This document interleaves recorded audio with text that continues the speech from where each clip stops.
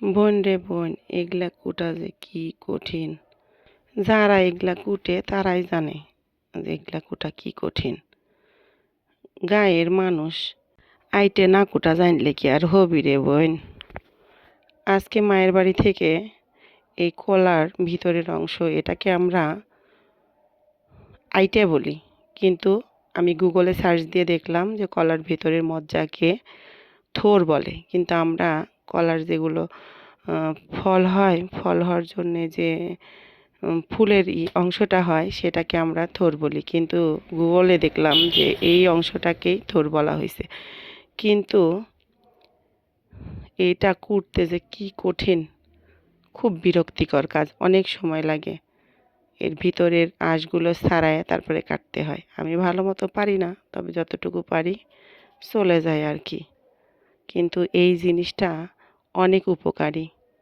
অনেকে হয়তো জানেন না, কলার গাছ কেটেই ফেলে দেন, কিন্তু এই ভিতরের অংশটা খুব মজা লাগে খেতে, এবং সেটা শরীরের জন্যেও অনেক উপকারী। আসুন আমরা কলার ভেতরের অংশের এই থোড়ের উপকারিতা সম্পর্কে জানি। স্বাস্থ্য বিষয়ক এক ওয়েবসাইটের দেওয়া তথ্য মতে কলা পাতা হজমে উপকারী। কলাতে থাকে প্রচুর পটাশিয়াম এবং বিভিন্ন ভিটামিন।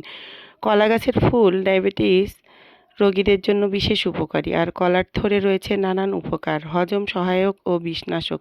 কলার থোড়ের শরবত শরীর থেকে বিভিন্ন বিষাক্ত উপাদান দূর করতে সাহায্য করে।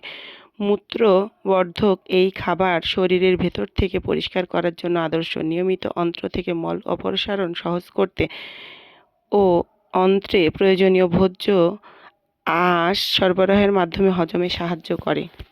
বৃক্কে পাথর ও মূত্রনালীর প্রদাহের চিকিৎসায় কলার থোড়ের শরবতের সাথে এলাচ মিশিয়ে পান করলে তা মূত্রনালীকে আরাম দেয় এবং বৃক্কে পাথর জমা রোধ করে।